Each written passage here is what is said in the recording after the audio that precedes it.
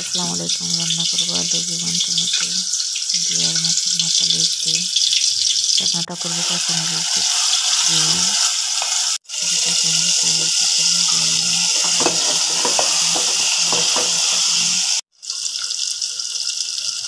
এখন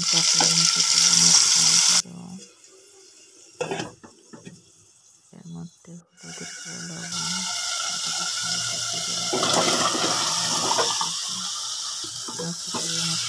সবজিটা দিয়ে দিলাম,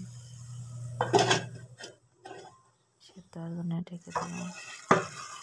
যে সিদ্ধ হয়ে গেছে, তরকারিটা রান্না করে খেতে অনেক মজা লাগে। সিদ্ধ হয়ে গেছে, যে সেটা আমরা কেটে নেব। দিয়ে দিলাম একসাথে, কিছুটা পানি দিয়ে দেবো।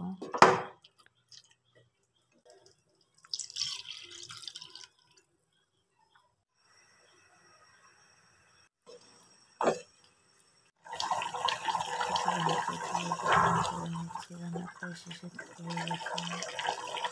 তরকারিটা আমার বাসায় সবাই পছন্দ।